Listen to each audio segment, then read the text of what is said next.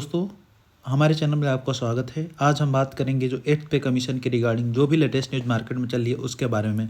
तो दोस्तों, अगर आप हमारे चैनल पर नए हैं तो प्लीज़ चैनल को सब्सक्राइब करें, साथ ही साथ वीडियो को अंत तक देखें ताकि जो भी आपके डाउट हो वो सारे क्लियर हो सके। तो आगे हम बात कर लेते हैं।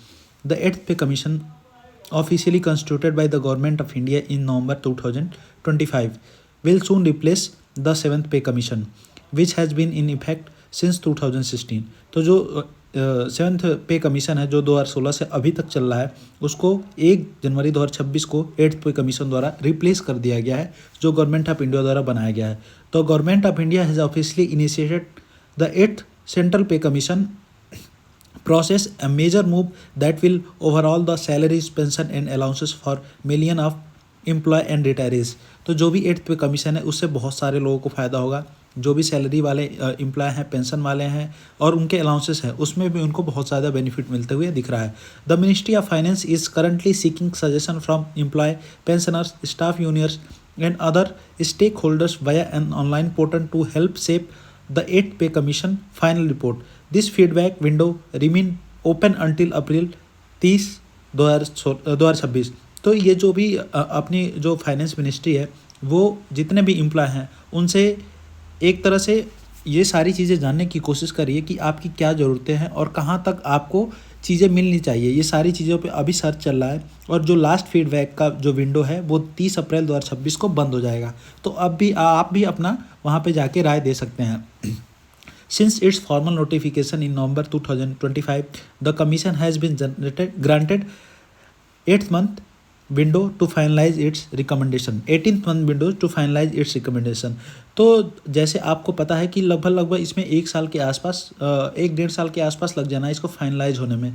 तो जो भी इसमें आपको डाउट है कि आपका जो एरियर है वो 1 जनवरी 2026 से आएगा, जी बिल्कुल, क्योंकि 7th पे कमीशन जो है आपका वो 2025 में ख़त्म हो जा रहा है। मतलब 31 दिसंबर 2025 को ख़त्म हो जा रहा है। 1 जनवरी 2026 से 8th पे कमीशन लागू होगा और जब भी इसका डेट फाइनलाइज होगा, जब भी आपकी सैलरी में फिटमेंट फैक्टर लागू हो जाएगा तो आपका एरियर पूरा आना है, चाहे वो कभी भी हो, 1 साल, 1.5 साल, 2 साल बाद हो। आगे हम बात कर लेते हैं। The review follow a long history to pay revisions in India, most recently the 7th pay commission in 2016।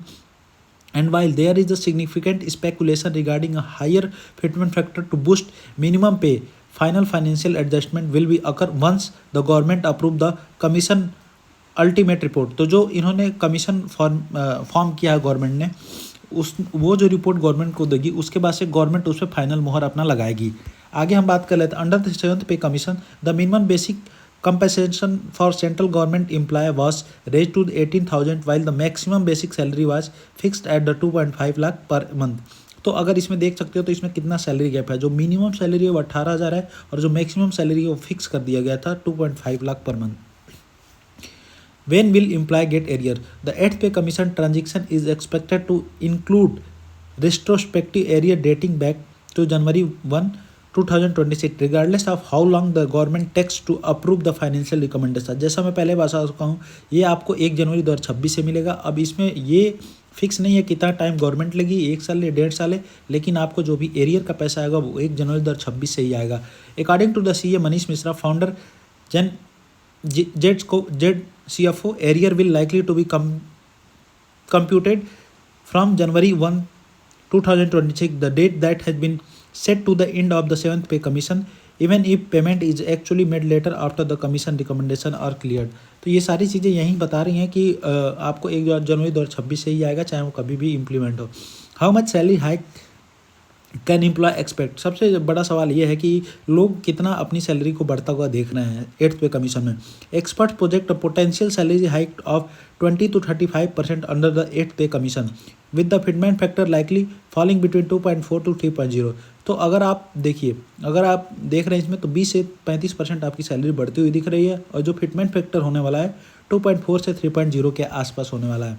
According to the Prateek Whether of the Karma Management Global, the financial 8th pay commission CPC figure will depend on the inflation trends, the government fiscal space and the recommendation of the 16th financial commission। तो इसमें आपको देखने को मिलेगा कि जो government है वो जो कमीशन का फॉर्मेशन हुआ है उससे रिपोर्ट लेती है, उसके बाद से सारे लोग मिलकर डिसाइड करेंगे, अपना फाइनेंस मिनिस्टर डिसाइड करेगा कि कितना इनका सैलरी हाइक होना चाहिए और कितना फिटमेंट फैक्टर होना चाहिए। द सिक्स्थ पे कमीशन डिलीवर्ड रफली a 40% average hike, while seventh pay commission overall impact of pay and allowances is often placed around 23 to 25% with a uniform fitment factor 2.57. He was quoted as saying by India Today. The final number will depend on inflation over the next 12 to 18 months, fiscal space after the 16th Finance Commission, tax balance, and political appetite. My own sense is that the government will try to balance a visual feel good hike with the more calibrated structures of allowances and DA receipts. तो इस इनका कहना ये है कि government जो है वो एक मतलब बहुत कैलिब्रेटेड स्ट्रक्चर ऐसा बनाएगी कि सब चीज़ों को बैलेंस करके लेके चलेगी, ना बहुत ज़्यादा बढ़ाएगी ना बहुत कम बढ़ाएगी, एक मॉडरेट बढ़ाएगी जिससे ना गवर्नमेंट का नुकसान हो ना एम्प्लॉय का नुकसान हो। तो दोस्तों आज के लिए बस इतना ही, मिलते हैं नेक्स्ट वीडियो में। अगर वीडियो अच्छी लगे तो ज़रूर लाइक करें, साथ ही साथ चैनल को सब्सक्राइब करें। अगर सब्सक्राइब नहीं किया हो तो ज़रूर सब्सक्राइब कर जाए। जय हिंद, जय भारत।